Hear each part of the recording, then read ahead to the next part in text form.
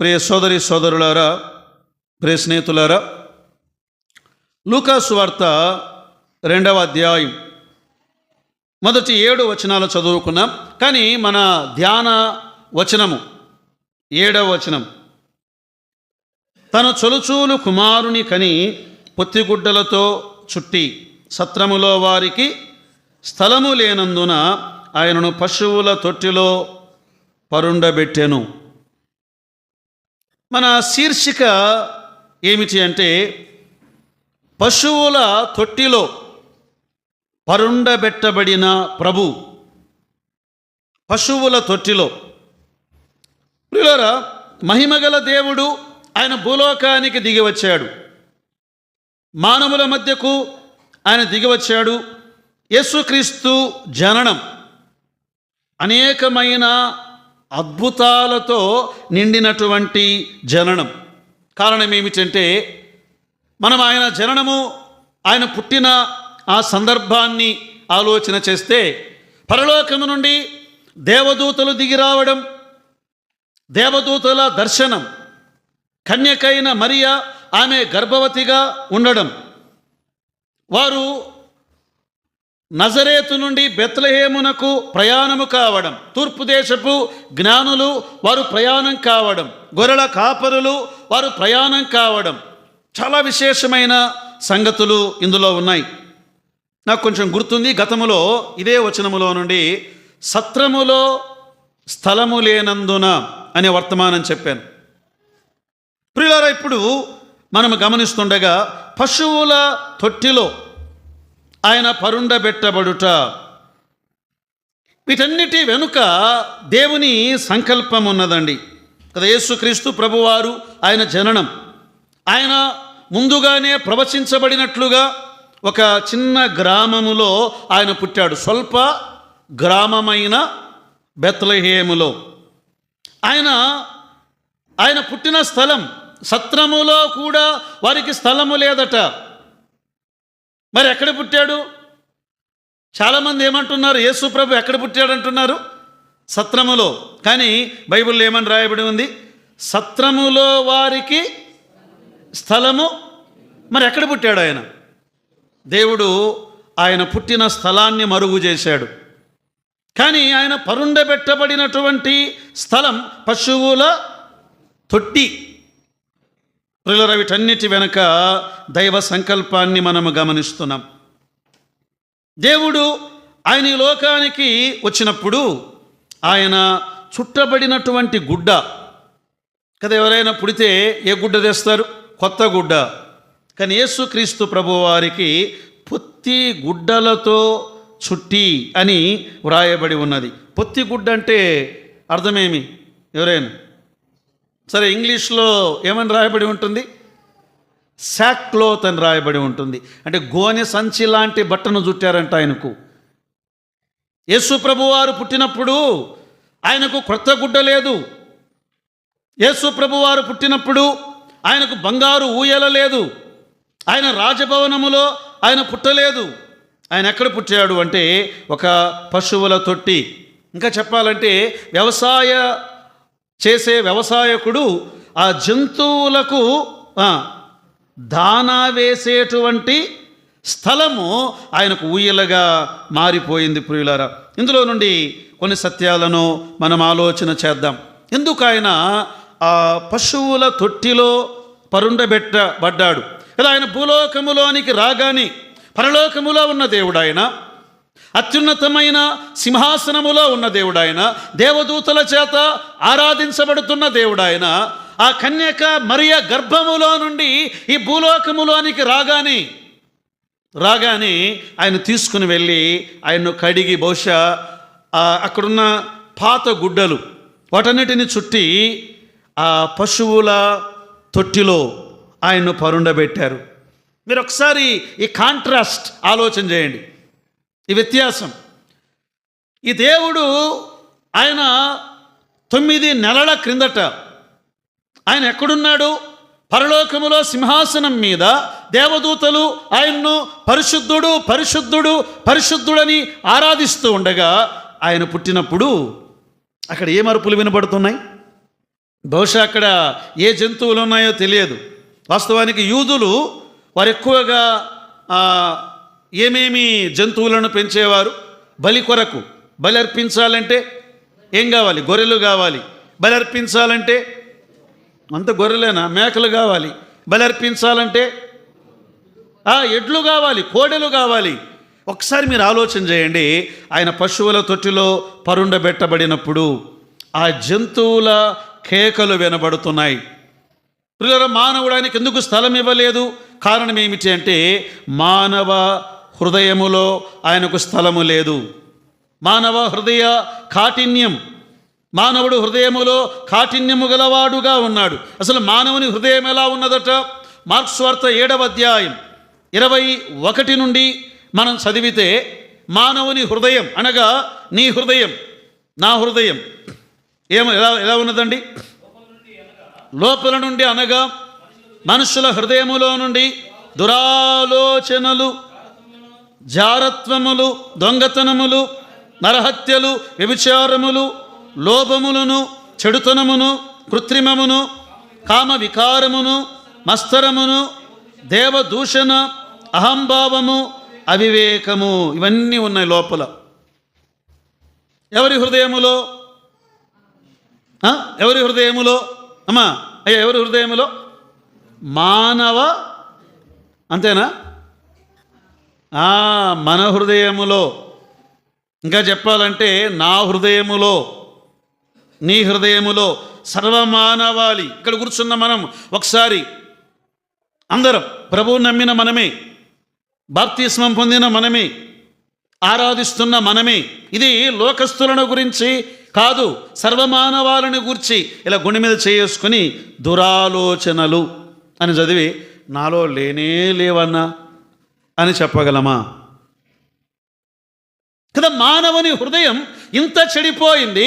మానవుని హృదయములో వీటన్నిటికీ స్థలం ఉంది, కానీ యేసుక్రీస్తు ప్రభువారికి స్థలము లేదు. కారణం ఏంటంటే మన హృదయం చెడిపోయిందండి. హృదయము అన్నిటికంటే మోసకరమైనది, అది ఘోరమైన వ్యాధి గలది అన్నాడు. హార్ట్ డిసీజ్ అందరికీ ఉందండి. మనందరి గుండెలు ఆత్మీయంగా, ఆధ్యాత్మికంగా చెడిపోయి ఉన్నవి. అందుకే ప్రభు అన్నాడు, నా కుమారుడా నీ హృదయము నాకిమ్ము, నా కుమార్తె నీ హృదయము నాకిమ్ము. ఇంకా ప్రభు అన్నాడు, ఇదిగో నేను తలుపునద్ద నిలుచుండి తట్టుచున్నాను. ఎవడైనను నా స్వరము విని తలుపు తీసిన ఎడల నేను అతని యొద్దకు వచ్చి అతనితో నేనును నాతో అతడును భోజనము చేయుదుము. అంటే మనం అందరం ఏమన్నాం? No vacancy. My heart is filled with earthly things. My heart is filled with filthy things. నా హృదయము ఈ చెడ్డ వాటన్నిటి చేత నిండి ఉంది. అయ్యా నీకు స్థలము లేదు అన్నాం. అందుకే ఆయన ఎక్కడ పరుండబెట్టబడ్డాడు? పశువుల తొట్టి. ఒక 3 తలంపులు నేను చెప్పి ఈ వర్తమానం ముగిస్తాను. ఎందుకు యేసుక్రీస్తు ప్రభువారు ఆయన పశువుల తొట్టిలో పరుండబెట్టబడ్డాడు? ఇదే మన అంశం. ఆయన పశువుల తొట్టిలో ఎందుకు పరుండబెట్టబడ్డాడు అంటే, నెంబర్ 1 మొదటి పాయింట్ ఇలా చూద్దాం. మన అవసరాలు తీర్చుట కొరకు పశువుల తొట్టిలో పరుండబెట్టబడ్డాడు. సరే, దీన్ని మనం ఆలోచించేద్దాం. ఎలా? మన అవసరాలు, ఇంకా చెప్పాలంటే నీ అవసరాలు, నా అవసరాలు, మానవుని అవసరాలు. లేదా మనకేమేమి అవసరాలు ఉన్నాయండి? భౌతిక అవసరాలు ఉన్నాయి, ఫిజికల్ నీడ్స్. ఇంకా మానసిక అవసరాలు ఉన్నాయి మనకు, మానసిక అవసరాలు.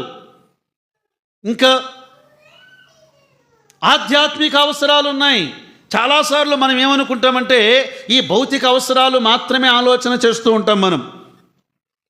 కదా, మొన్న ఎక్కడది నారాయణ ఏదో కాలేజీలో అబ్బాయి చనిపోయాడంట కదా. ఏ కాలేజ్ అది? అంతేనా? మళ్ళీ తప్పు చెప్తే కష్టమవుతుంది.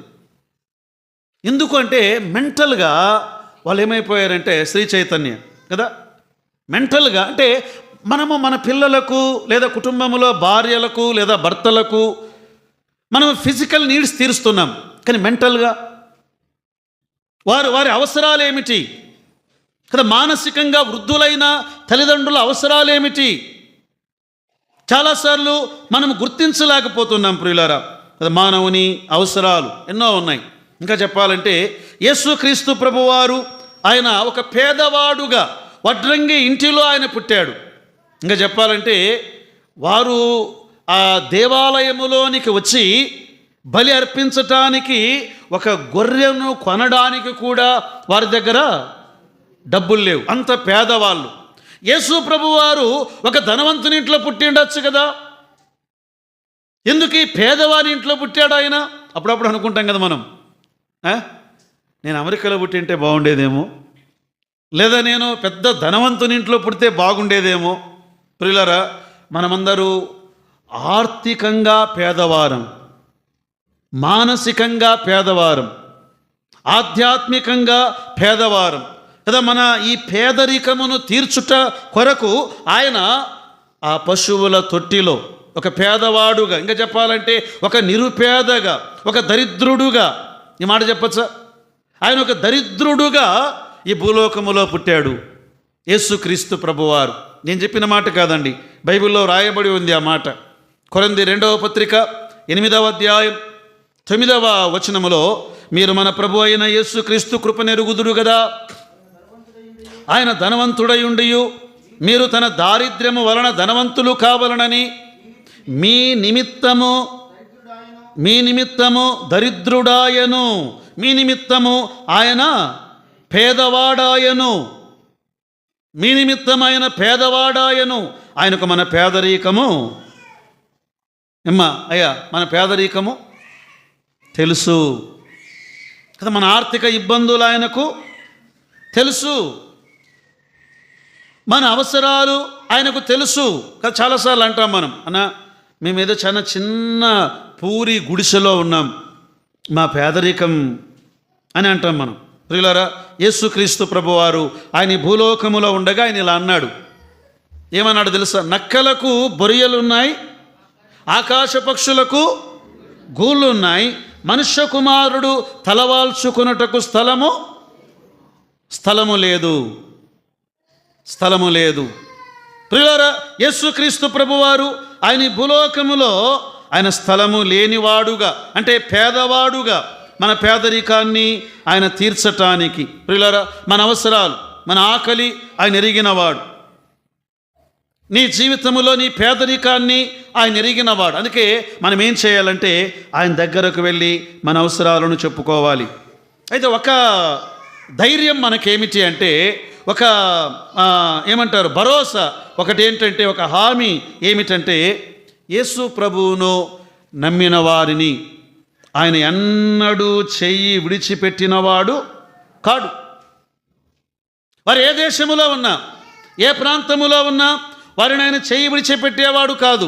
అయ్యా, నువ్వు ప్రభు నమ్ముకున్నావు కదా బ్రదర్, అమ్మా, సిస్టర్, విను, నీవు ఈనాడు చేసే నీ ప్రార్థనలు, నీవు చేసే భక్తి, నీవు దేవుని కొరకు చేస్తున్నటువంటి త్యాగం, నీవు దేవుని కొరకు చేసే ఆరాధన, నీవు దేవుని కొరకు చేసేటువంటి ఏ మంచి కార్యమైనా వినాలి, నీ భవిష్యత్ తరాలను ఆయన చెయ్యి విడిచేవాడు కాడు. బైబిల్లో తేటగా రాయబడి ఉన్నది. దావీదు ఇలా అన్నాడు 37వ కీర్తన 25వ వచనములో. ఆయన ఏమన్నాడు తెలుసా? నేను చిన్నవాడై ఉంటిని. 37వ కీర్తన 25, అదేనా? నేను చిన్నవాడనై ఉంటిని, ఇప్పుడు ముసలివాడనై ఉన్నాను అన్నాడు. అంటే ఈ కీర్తన ఎప్పుడు రాస్తున్నాడు ఆయన? ముసలివాడైన తర్వాత ఎన్నో అనుభవాలు, ఎన్నో విషయాలను ఆయన చూచాడు, ఎంతోమందిని ఆయన చూచాడు. నేను ముసలివాడనై ఉన్నాను, అయినను నీతిమంతులు విడువబడుట గాని వారి సంతానము భిక్షమెత్తుట గాని నేను చూచి ఉండలేదు. ప్రైజ్ ద లార్డ్, దేవునికి స్తోత్రం. ప్రియులారా, మీకు అర్థమైందా? దేవుడు నీతిమంతులను ఎన్నడూ చెయ్యి నీతిమంతులంటే మన నీతి కాదది. నీతిమంతుడు లేడు, ఒక్కడునూ లేడు. మరి మన నీతిమంతులమయ్యాం యేసుక్రీస్తునందు విశ్వాసముంచుట ద్వారా ఆయన కృపచేతనే ఉచితముగా నీతిమంతులముగా తీర్చబడ్డాము. నీవేదో భక్తిగా ఉన్నావు గనుక నువ్వు నీతిమంతుడవని కాదు బ్రదర్, అమ్మా. నువ్వు భక్తిగా ఉన్నావు గనుక నీతిమంతురాలవని కాదు. యేసు ప్రభువును నమ్మినందుకు మనము చెప్పాలి నీతిమంతులమయ్యాం. ఆయన మనలను చేయి విడిచేవాడు కాడు. ప్రియులారా, మన అవసరాలు కదా, మన అవసరాలను ఆయన ఎరిగినవాడు. ఇంకా చెప్పాలంటే ఇలా చెప్పుకుందామా, మనం ఇంతవరకు ఆరాధనలో కూడా విన్నాం. ఈ మరియా, కన్య మరియా, నజరేతువాడు వడ్రంగివాడైన యోసేపు, వారిద్దరూ ఈ బెత్లెహేముకు వచ్చారు. చాలామంది వచ్చారు పేర్లు రాయించుకోవడానికి, జనసంఖ్య నమోదు చేయించటానికి. బహుశా దూర బంధువులు ఉంటారు కదా ఆ ఊర్లోని. అయ్యా, నా భార్య గర్భవతిగా ఉంది, కొంచెం స్థలం ఇవ్వండి అంటే వాళ్ళు అన్నారు, అయ్యా మా ఇల్లు అంతా నిండిపోయింది, ఒక్కరు కూడా లోపలికి రావడానికి వీల్లేదు. బంధువులందరూ లేదు లేదు అన్నారు, స్థలము లేదు అన్నారు. సత్రం అంటే పశువులు కట్టేసేది కాదు. పరదేశులు ఎవరో వేరే ఊర్లో నుండి వచ్చేవారు అక్కడ ఉండడానికి సత్రము అంటాం మనం. సత్రము కూడా నిండిపోయింది. వాళ్ళు సత్రములోనికి, అయ్యా మాది సొంతూరు బెత్లెహేమయ్యా, మేమెవరము దావీదు గోత్రములో నుండి వచ్చిన వారం మేము, నా భార్య దావీదు గోత్రములో నుండి వచ్చినది, కొంచెం స్థలం ఇవ్వండి అంటే సత్రములో కూడా స్థలము లేదు, స్థలము లేదు. ప్రియులారా, ఆఖరికి పశువుల తొట్టిలో అంటే మరియను తృణీకరించారు, యోసేపును తృణీకరించారు, యేసు ప్రభువును తృణీకరించారు. వద్దు, మాకొద్దు, ఈ యేసు మాకొద్దు అన్నారు. నేడు కూడా లోకం ఏమంటుంది? నమగు బేడ, ఈ యేసు నమగు బేడ, మాకొద్దు. ఎందుకు వద్దండి? ఆయన ఏమన్నా హత్య చేశాడా? ఆయన ఏమైనా పాపం చేశాడా? ఆయన ఏమైనా క్రూరమైన వాడా? ఆయన ఏమైనా దొంగనా? కాదు. కానీ ఎందుకు లోకం ఆయన వద్దంటుంది? ప్రియులారా, నేను పాపము చేయగా యేసుక్రీస్తు ప్రభువారిని లోకము తృణీకరించింది. యెషయా గ్రంథం 53వ అధ్యాయం 3వ వచనములో ఇలా వ్రాయబడి ఉన్నది ప్రియులారా. 53వ అధ్యాయం 3వ వచనం, అతడు తృణీకరింపబడిన వాడును, మనుష్యుల వలన విసర్జింపబడిన వాడును, వ్యసనాక్రాంతుడుగాను, వ్యాధిని అనుభవించువాడుగాను, మనుషులు చూడనొల్లని వాడుగాను ఉండెను. అతడు తృణీకరింపబడిన వాడు గనుక మనం అతనిని ఎన్నిక చేయకపోతిమి. ప్రియులారా, ఎందుకు ఆయన పశువుల తొట్టిలో పరుండబెట్టబడ్డాడు అంటే తృణీకరించిన మనలను ఆయన చేర్చుకోవడానికి. ఆయనకు తెలుసు అన్నమాట. ఆయనకు తెలుసు అంటే ఒక వ్యక్తి తృణీకరించబడితే ఎంత బాధపడతాడో యేసు ప్రభువారు ఆయన బాల్యములోనే దానిని అనుభవించినవాడు. ఇక్కడ కూర్చున్న మీరు ఎప్పుడైనా ఎవరైనా ఇంటికి వెళ్తే మీ ముఖం ముందే, అమ్మా మా ఇంట్లో నీవు అడుగు పెట్టకూడదు అని గెట్అవుట్ అన్నారా? అలా అంటే మనకి ఎలా ఉంటుంది? చచ్చినా కూడా నేను పోను అంటే ప్రభువును అందరూ గెట్అవుట్ అన్నారండి. ఆఖరికి పశువుల తొట్టిలోనికి వెళ్ళాడు. ఇప్పుడు ఆయనకు అర్థమైంది, మనందరిని ఆయన చేర్చుకోగలడు. మన అవసరం అదే అండి కదా. మనల్ని చేర్చుకునేవారు ఎవరైనా ఉన్నారా? ఆయన అన్నాడు, ప్రయాసపడి భారము మోయుచున్న సమస్త జనులారా నా యొద్దకు రండి, నేను మీకు విశ్రాంతి, నేను చేర్చుకుంటాను మిమ్మును. ఆయన తృణీకరించువాడు కాడు. తన యొద్దకు వచ్చువారిని ఆయన ఎంత మాత్రమో బయటకు త్రోసివేసేవాడు కాడు. ఇప్పుడు నేను చెప్పాలనుకున్న మాట ఏంటంటే, సిస్టర్ అమ్మా, నీ జీవితంలో నీవు ఎవ్వరికీ చెప్పుకోలేని ఏ వేదనైనా, నీ అవసరత ఏదైనా, అది అనారోగ్యపరమైనదా, ఆర్థిక పరమైనదా, మానసిక పరమైనదా, ఇంకా ఒకవేళ నీ బలహీనతన బ్రదర్ ఏదైనా సరే ప్రభు దగ్గరకు వెళ్తే ఆయన ఏమంటాడు తెలుసా? ముందు రా, నాకు చెప్పు, నీ బలహీనత ఏదో చెప్పు, నేను నిన్ను చేర్చుకుంటాను. ఆ రోజు పశువుల స్థలములో ఆ తొట్టిలో నన్ను చేర్చుకున్నారు. నేను మీ అవసరాలను తీర్చడానికి నేను సిద్ధంగా ఉన్నాను. యేసు ప్రభు ఆయన తీర్చలేని అవసరత అంటూ ఏది లేదు. ఆయన ప్రతి అవసరతను ఆయన తీర్చేవాడు, ప్రతి అవసరతను ఆయన తీర్చేవాడు. అందుకే ప్రభువు దగ్గర మన అవసరాలు తీర్చబడతాయి. ఫిలిప్పి పేతురు మొదటి పత్రిక 5వ అధ్యాయం 6-7 వచనాలు చదవండి. ఏమని ఉంటుంది అక్కడ? దేవుడు తగిన సమయమందు మిమ్మును హెచ్చించున్నట్లు ఆయన బలిష్టమైన చేతి క్రింద దీన మనస్కులై ఉండుడి. ఆయన మిమ్మును గూర్చి చింతించుచున్నాడు గనుక మీ చింత యావత్తు ఆయన మీద వేయండి. ప్రియులారా, మన అవసరాలు అంటే నేను ఇక్కడ అన్ని వివరంగా చెప్పలేను, కానీ నీ అవసరాలు ఏవైనా సరే అవన్నీ ఆయనకు చెబితే ఆయన తీర్చటానికి సిద్ధంగా ఉన్నాడు గనుక ఆయనకు చెప్పండి, ఆయన తీర్చేవాడు. అందుకే పశువుల తొట్టిలో ఆయన పరుండబెట్టబడ్డాడు. So number 1. రెండవది ఆయన ఎందుకు పశువుల తొట్టిలో పరుండబెట్టబడ్డాడు? పశువుల తొట్టిలో ఆయన ఎందుకు పరుండబెట్టబడ్డాడు? మనం ఇలా అనుకుందాం. మత్తయి సువార్త 2వ అధ్యాయం 1వ వచనాన్ని ఒకసారి చూడండి. ఏమని ఉంటుంది అక్కడ? ఆ దినములలో మత్తయి సువార్త చెప్పలేదు నేను. యూదుల రాజుగా పుట్టినవాడు ఎక్కడ ఉన్నాడు? తూర్పు దిక్కున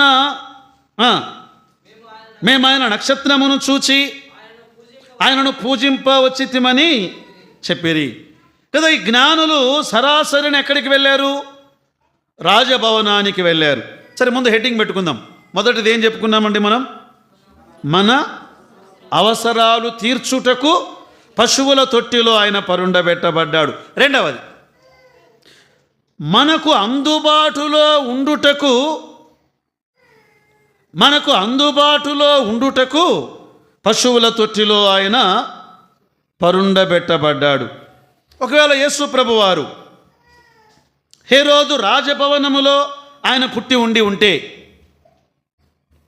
సర్వ సంపదలు ఆయనకుండేవి, సర్వ సౌందర్యములు ఆయనకుండేవి. ఇంకా చెప్పాలంటే ఒక బంగారు చెప్పండి తొట్టిలో, ఆ ఊయలలో ఆయనను పరుండబెట్టేవారు. ఆయన రాజభవనములో పుట్టి ఉంటే సర్వ సంపదలు ఆయనకుండేవి, సర్వ సమృద్ధి ఆయనకుండేది. ఇంకా చెప్పాలంటే రాజభవనములో ఆ గోడలు అడ్డుగా ఉండేవి, రాజభవనములో కాపలాదారులు అడ్డుగా ఉండేవారు. మనం ఒకవేళ ప్రభు దగ్గరికి వెళ్ళాలనుకోండి, ముందు ఏముండేది? గేట్ దగ్గర ఎవరు ఉండేవాళ్ళు? డోర్ కీపర్స్, కాపలాదారులు. అయ్యా, ఎక్కడికి ఎవరు కావాలి? మాకు యేసు కావాలయ్యా, పర్మిషన్ ఉందా అని ఆపేవారు అక్కడే. ఆ తర్వాత మరలా లోపలికి వెళ్ళిన తర్వాత రాజభవనం, అక్కడున్న సైనికులు, మళ్ళా ఇంకా లోపలికి వెళ్ళిన తర్వాత మంత్రి, అందరూ ఆపేవాళ్ళు. అందుకే యేసు ప్రభువారు ఒక ధనవంతుని ఇంటిలో ఆయన పుట్టలేదు, ఒక రాజభవనములో ఆయన పుట్టలేదు. కారణం ఏంటంటే మనందరము ఆయన దగ్గరకు ఎప్పుడైనా మనము వెళ్ళవచ్చు కదా. ఆయన అందుబాటులో ఉన్నవాడు కదా. ఒక ఎమ్మెల్యే దగ్గరికి వెళ్ళాలంటే మనం ఏం చేయాలి కదా? ముందు ఆయన ఏమంటారు, ప్రోగ్రాం కనుక్కోవాలి, ఎక్కడున్నాడు, ఏ స్థలములో, ఎప్పుడు రావాలి కదా. మేము పాస్టర్లుగా వెళ్ళాలంటే అక్కడ పిఏ ఉంటాడు, సార్ మీరు నైట్ 9 తర్వాత రండి, అంతవరకు ఆయన అవైలబుల్ లేడు. కానీ యేసు ప్రభువు వారు ఆ పశువుల తొట్టిలో ఆయన పరుండబెట్టి ఉండగా ఎవరైనా ఆయన దగ్గరకు వెళ్ళవచ్చు. ఒక సామాన్యుడు ఆయన దగ్గరికి వెళ్ళవచ్చు, అత్యంత ధనవంతుడు ఆయన దగ్గరికి వెళ్ళవచ్చు, దరిద్రుడు ఆయన దగ్గరకు వెళ్ళవచ్చు, పేదవాడు ఆయన దగ్గరకు వెళ్ళవచ్చు, స్త్రీలు ఆయన దగ్గరకు వెళ్ళవచ్చు, పురుషులు ఆయన దగ్గరకు వెళ్ళవచ్చు, లేదా ప్రభు దగ్గరకు ఎవరైనా వెళ్ళవచ్చండి. ప్రకటన గ్రంథం 22వ అధ్యాయం 17వ వచనములో ఇలా రాయబడి ఉంది.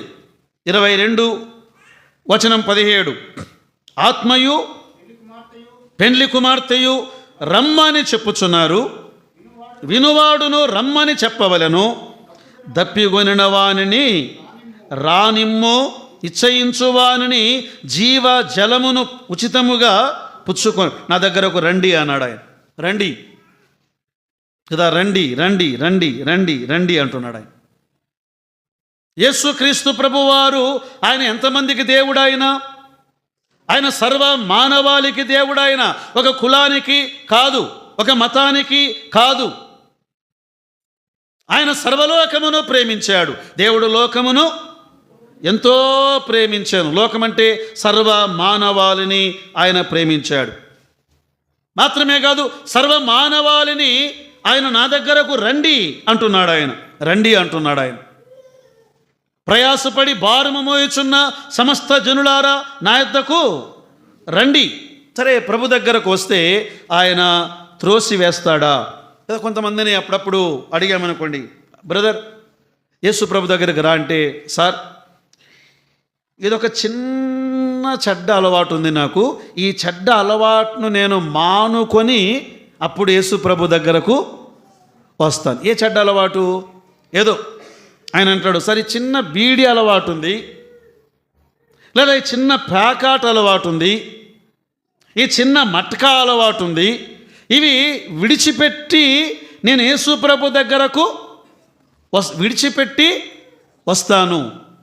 కానీ ప్రభు ఏమన్నాడు అంటే, మీరు ఏ స్థితిలో ఉన్నారో ఆ స్థితిలోనే నా దగ్గరకు రండి కదా. ఇక్కడ మనము గమనిస్తూ ఉండగా ప్రియులారా, ఎవరైనా వ్యాధిగ్రస్తులుగా ఉన్నారనుకోండి, అంటే మీకు అయ్యా జ్వరం వచ్చింది, ఎన్ని డిగ్రీలు? 102 అని చెప్పాడు బ్రదర్. 102 డిగ్రీలు జ్వరం. అప్పుడు వెంటనే ఇంట్లో వాళ్ళు అన్నారు, అయ్యా డాక్టర్ దగ్గరికి పోదాము అంటే, ఆ జ్వరం వచ్చిన వ్యక్తి ఉండి జ్వరము బాగైన తరువాత పోతాను అని ఎవరైనా అంటారా? ఎప్పుడు వెళ్ళాలి? జ్వరము ఉండగానే, జ్వరముతోనే వైద్యుని దగ్గరకు వెళ్తే ఆ వైద్యుడు బాగు చేస్తాడు. అలాగే నీవు ఏ బలహీనతలో ఉన్నా యేసు ప్రభు దగ్గర కట్లే రావాలి. ఆయన బాగు చేసేవాడు, ఆయన త్రోసివేసేవాడు కాదు. ఏమయ్యా బుద్ధి ఉందా నీకు? ఇంత పాపం పెట్టుకొని పరిశుద్ధుడైన నా దగ్గరకు వస్తావా నువ్వు? గెట్ అవుట్ అన్నాడు ఆయన. ఏమ్మా నీ జీవితంలో ఇన్ని పొరపాట్లు పెట్టుకొని నా దగ్గరకు వస్తావా అన్నాడు ఆయన. అసలు ఆయన ఏమంటాడు తెలుసా? యోహాను సువార్త 6వ అధ్యాయం 38వ వచనములో 6:38 తండ్రి నాకు అనుగ్రహించు వారందరూ నా యొద్దకు వత్తురు, నా యొద్దకు వచ్చువానని నేను ఎంత మాత్రమును బయటకు త్రోసివేయను. ఆయన చేర్చుకునేవాడు. ఇంకా నేను ఇలా చెప్దాం అనుకుంటున్నానండి. బట్టలన్నీ మాసిపోయాయి, జీవితమంతా పాడైపోయింది, వెంట్రుకలన్నీ చిందరబందరగా ఉన్నాయి, అసలు మనిషి చూస్తే దుర్వాసన కొడుతున్నాడు. ప్రభు దగ్గరకు వస్తే ప్రభు ఏం చేస్తాడు? సరే ప్రభు దగ్గర ప్రక్కన పెడదాం, నీ ప్రక్కనే వచ్చి మందిరములో కూర్చున్నాడు. డు అంటే మీరు ఏమ్మా, మీ ప్రక్కనే వచ్చి ఒక ఆమె జుట్టు బాగలేదు, ఊరికే మీకు అర్థం కావడం చెప్తున్నాను, కొంచెం జొల్లు గారుతుంది, పిచ్చి పిచ్చిగా ఉంది, ఏం బాగలేదు, పక్కన వచ్చి కూర్చుంది. ఏమంటారు మీరు? ఇట్లా చూస్తారు, ఇంకో లేచిపో, ఇంకా బ్రదర్స్ ఆమెను పంపేయండి బయటికి. అదే ప్రభు అయితే ఆయన కౌగిలించుకునేవాడు. ఎందుకంటే ఆమె కూడా వినాలి, ఆయన సృష్టి. ఆ చెడిపోయిన వ్యక్తి కూడా ఆయన సృష్టి, ఆయన చేసినవాడు. మానవుడు పాపాన్ని బట్టి చెడిపోయాడు, శాపాన్ని బట్టి చెడిపోయాడు. అందుకే ఆయన చేర్చుకునేవాడు. ఇంకా మీకు అర్థం కావడానికి ఇలా చెప్తాను. తప్పిపోయిన కుమారుడు చిన్నోడు పోయాడా? యాడికి పోయాడు? దూరదేశం. ఏం చేశాడు? దుర్వ్యాపారం, వేశ్యలతో ఆస్తి పాడు చేశాడు, పందులతో ఉన్నాడు, పందులతో దుర్వాసన, అంగి చినిగిపోయింది, గడ్డం పెరిగిపోయింది, ఆకలికి చచ్చిపోతున్నాడు, ఎవ్వరు అన్నం పెట్టేవారు లేరు. దూరాన తన సొంత కుమారుడు, కన్న కుమారుడు వస్తూ ఉండగా వాని మురికి వస్త్రాలు చూడలేదు, వాని చినిగిపోయిన వస్త్రాలు చూడలేదు, వారి యొద్ద నుండి వస్తున్న దుర్వాసనను చూడలేదు. ఈ తండ్రి పరుగున వెళ్ళి వానిని కౌగులించుకొని ఏం చెప్పాలండి? వాని మెడ మీద, అసలు ఇదంతా ఎలా ఉంటుంది చెప్పండి మీరు? చెమటతోన, ఆ దుర్వాసనతో నిండిన ఆ కుమారుణ్ణి తండ్రి ఎలా ముద్దు పెట్టుకున్నాడండి. ఆ కుమారుని సంగతి ఏమో కానీ, నీవు నేను ఆత్మీయంగా ఇంత చెడిపోయిన వాళ్ళం, నన్ను ఆయన ఏమంటున్నాడు? నేను నిన్ను త్రోసివేయను, నిన్ను చేర్చుకుంటాను. అందుకే ఆయన పశువుల తొట్టిలో పరుండబెట్టబడ్డాడు. ఇంకా చెప్పాలంటే ఆయన ఎంత అందుబాటులో ఉంటాడు అంటే మన ప్రక్కనే ఉండేవాడండి ఆయన. ఈ దేవుడు, ఈయన పేరేం పేరు? ఇమ్మానుయేల్. ఇమ్మానుయేల్ అనగా దేవుడు మనకు తోడు. ఎప్పుడుంటాడు ఆయన? పగలు నీతో ఉంటాడు. ఎప్పుడుంటాడు ఆయన? రాత్రి నీతో ఉంటాడు. ఒంటరిగా ఉండగా నీతో ఉంటాడు, నీవు కన్నీటిలో ఉండగా నీతో ఉంటాడు, నీవు ఇబ్బందిలో ఉండగా నీతో ఉంటాడు. నిన్ను విడువని దేవుడు ఒక్కరే, యేసుక్రీస్తు ప్రభువారు మాత్రమే.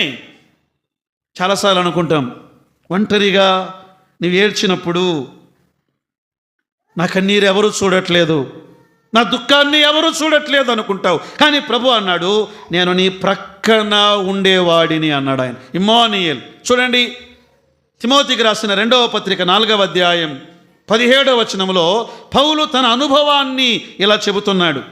4:17. అయితే నా ద్వారా సువార్త పూర్ణముగా ప్రకటింపబడు నిమిత్తము అన్యజనులందరూ దానిని విను నిమిత్తమును ప్రభువు నా ప్రక్క నిలిచి నన్ను బలపరచెను.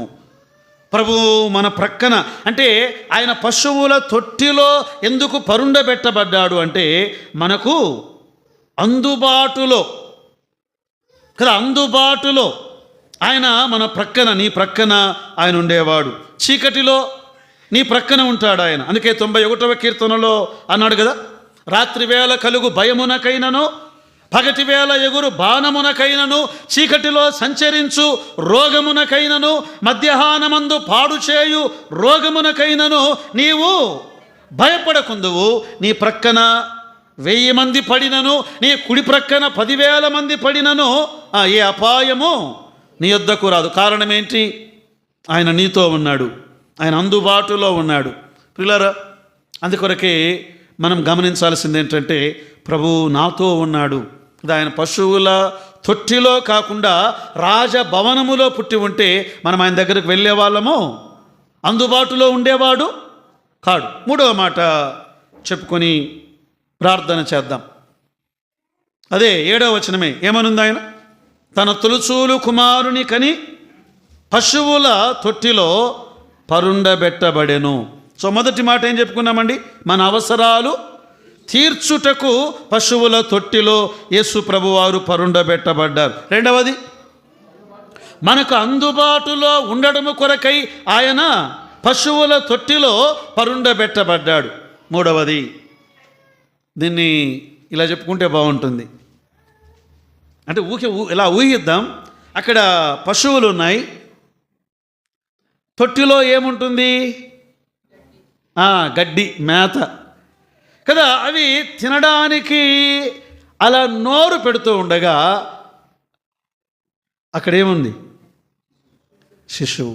అంటే పశువులకు ఆయన ఒక ఆహారముగా కనబడ్డాడు. ఆయన తినలేదులేండి. అంటే నేనేమంటున్నానంటే ఆయన ఆహారము, మనుష్యులకు ఆహారము కావడము కొరకు ఆయన పశువుల తొట్టిలో పరుండబెట్టబడ్డాడు. మనుషులకు అంటే బాగలేదేమో, మనకు ఆహారమవుట కొరకై ఆయన, ఇంకా చెప్తాం ఇలా, మనకు ఆహారం ఇచ్చుట కొరకై ఆయన పశువుల తొట్టిలో ఆయన పరుండబెట్టబడ్డాడు కదా. ఈ మరియా అప్పుడే పుట్టినటువంటి ఈ శిశువుని తీసుకొని ఆ దానా తొట్టిలో ఉంచినప్పుడు అసలు ఆయన ఆహారముగా కనబడ్డాడు. అక్కడ పశువులకు ఆహారం.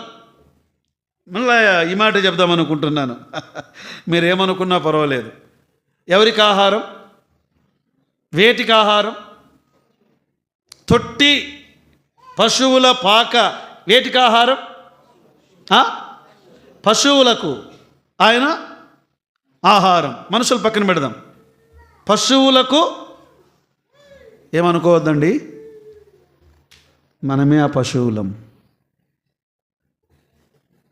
కదా. అప్పుడప్పుడు మనలో పశువు లేస్తూ ఉంటాడు.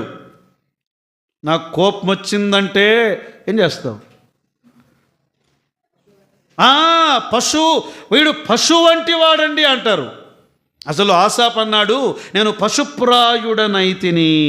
ప్రియులారా, పశువుల్లాంటి మనలను ఆయన మనుషులనుగా మార్చాడు కదా. లోకాన్ని మీరు చూడండి, ఎప్పుడైనా మీరు వీడియో చూసారా? వీడియోలు, ఒక ముసలి, చిన్న ముసలి పిల్లలను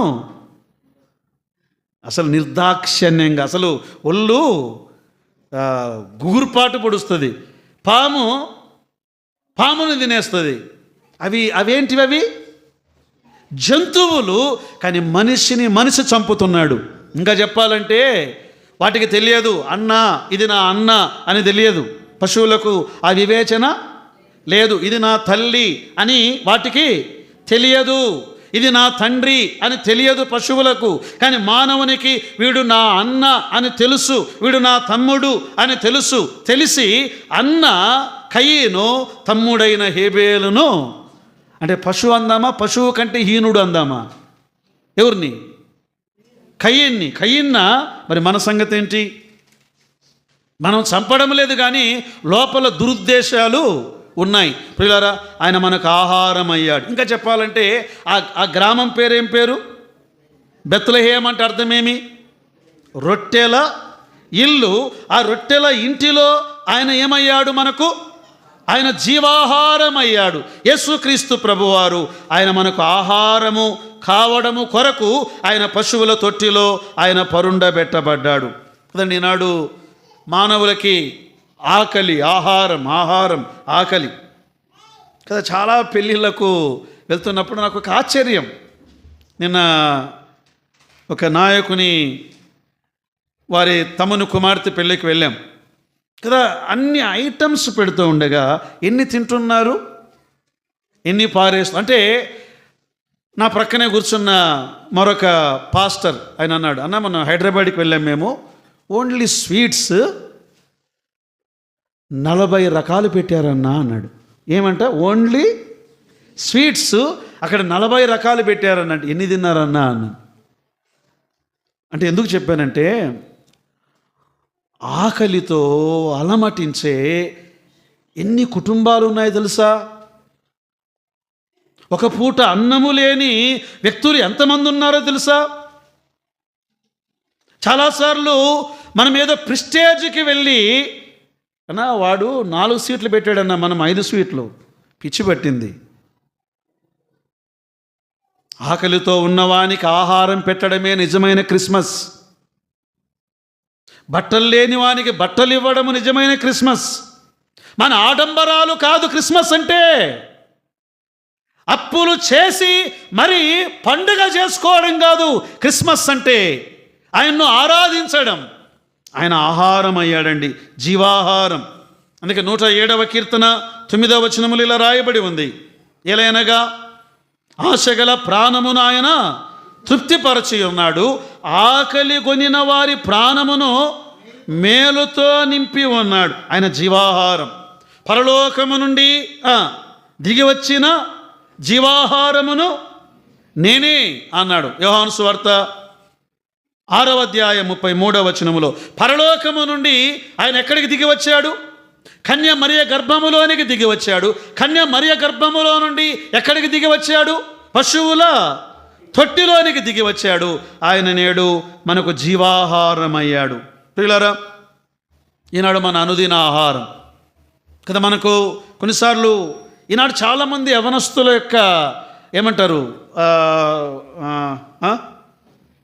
వాళ్ళ యొక్క ఆలోచన, డిగ్రీ చదివారు, ఎంఏ చదివారు, పీజీ, ఎంటెక్, బీటెక్, ఇంకేమందాం ఎంబీఏ చదివిన వెంటనే వాళ్ళకు వచ్చేటువంటి ఆలోచన ఏంటంటే, రేపు మాకు ఉద్యోగం రాకపోతే భోజనం ఎలా కదా. ఈ లోకములో ప్రియులారా వినండి, ఇంకా రాబోయే దినాల్లో బైబిల్ ప్రకారం కరువు రాబోతున్నది. భయంకరమైన కరువులు భూమి మీదికి దేవుడు పంపబోతున్నాడు. మన భౌతిక ఆహారాన్ని ఇచ్చేవాడు ప్రభు అయిన యేసుక్రీస్తు వారి, ఆధ్యాత్మిక ఆహారాన్ని ఇచ్చేవాడు ప్రభు అయిన యేసుక్రీస్తు వారు. ఒకసారి మీరు ఆలోచన చేయండి. మనం నమ్మే దేవుడు, మనం ఆరాధించే దేవుడు ఒక 2 సంవత్సరాలు ఆకాశాన్ని అలా మూసేశాడు అనుకోండి, ఏలియా కాలం వలె 3 ఏళ్ళు ఆకాశాన్ని మూసేశాడు అనుకోండి. ముఖ్యమంత్రులు చేతులెత్తి జీతాలు ఇవ్వలేము అన్నారనుకోండి, పెన్షన్లు మేము ఇవ్వలేము అన్నారనుకోండి, అమెరికా వారు కూడా మనకి ఇవ్వాల్సిన అప్పు మేము ఇవ్వము అప్పిస్తున్నారు. తెలుసా మీకు? ఇప్పుడు జీతాలు చంద్రబాబు నాయుడు గారు లేదా ఇంతకుముందు జగన్ ఆయన ఏమన్నా మన దగ్గర నుండి తెచ్చేవాడా? అప్పు తీసుకురావడం, మనకి ఇవ్వడం. అప్పుల పాలైపోతూనే ఉన్నాం మనం. ఇంకా రాబోయే దినాల్లో ఎంత భయంకరమో. అందుకే మన జీవాహారం ఆయనే, ఆయన పైన ఆధారపడాలి. అందుకే ప్రతిదినం ఇలా ప్రార్థన చేయండి అన్నాడు ప్రభువు ప్రార్థనలో, ప్రభువు నేర్పిన ప్రార్థనలో. మత్తయి సువార్త 6వ అధ్యాయం 11వ వచనం చూడండి, ఏమని ఉంటుంది? మనం చేసే ప్రార్థనే కదా అది. మా అనుదిన ఆహారము నేడు మాకు దయచేయుము అన్నాడు కదా. ఆహారం ఇచ్చేవాడు ఆయన. ఆనాడు ఇశ్రాయేలు ప్రజలు వారు అరణ్యములో సాగిపోతూ ఉన్నారు. ఎన్ని లక్షల మంది అండి? 6 లక్షల మంది కాల్బలం అంటే సైనికులు. స్త్రీలు లెక్కించలేదు, పిల్లలను లెక్కించలేదు, వృద్ధులను లెక్కించలేదు. వారందరూ సైనికులు. 20 లక్షల మంది ప్రజలు. రోజు నీరు ఆయన ఇస్తున్నాడు. ఆకాశం నుండి మన్నా ఆయన కురిపిస్తున్నాడు. మన ఆదోని జనాభా అప్రాక్సిమేట్గా ఎంత? 3 అంటున్నారా? ఎమ్మెల్యే గారేమో ప్రతిరోజు ఆయన 2 లక్షల జనాభా మా ఆదోని జనాభా అంటున్నాడు ఆయన లెక్క ప్రకారం. అప్పుడు లెక్క 3 అనుకుందాం. ఎన్ని రోజులకు నీళ్ళు వస్తున్నాయి మన ఆదోనిలో? మనకు 5 4 రోజులు, మీకు మాకు 5 రోజులు. మీ ఎంఐజీలో 4 రోజులు అయితే మాకు 5 రోజులు. ఇంకా రాకపోతే కొన్నిసార్లు 6 రోజులు.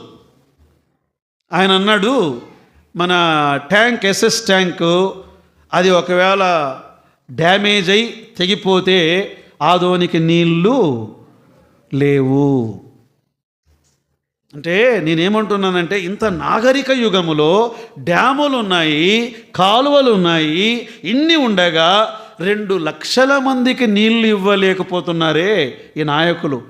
20 లక్షల మందికి 40 ఏండ్లు ప్రతిరోజు నీళ్ళిచ్చిన దేవుడు నీవు నేను నమ్మిన యేసుక్రీస్తు. ప్రతిరోజు ఆయన ఆకాశము నుండి మన్నాను కురిపిస్తున్న దేవుడు నీవు నేను నమ్మిన యేసుక్రీస్తు. అందుకే మనం ఎవరు భయపడాల్సిన అవసరము లేదు. ఆయన తీర్చేవాడు. ఆఖరిగా ఈ వచనం చదువుకొని ప్రార్థన చేద్దాం. మత్తయి సువార్త 6వ అధ్యాయం 31, 32, 33 ఆఖరి వచనం ఇది. కాబట్టి ఏమి తిందుమో, ఏమి త్రాగుదుమో, ఏమి ధరించుకుందుమో అని చింతింపకుడి. అన్యజనులు వీటన్నిటి విషయమై విచారింతురు. ఇవన్నీ మీకు కావాలనని మీ పరలోకపు తండ్రికి తెలియను. కాబట్టి మీరు ఆయన రాజ్యమును నీతిని మొదట వెదకుడి, అప్పుడు అవన్నీ మీకు అనుగ్రహింపబడును. ప్రియులారా, మనం ముందు ఆయన సేవ చేద్దాం, ఆయనకు ప్రార్థన చేద్దాం, ఆయన సువార్తను ప్రకటిద్దాం, ఆయన కొరకు మరికొంతమంది ఆత్మలను సంపాదిద్దాం.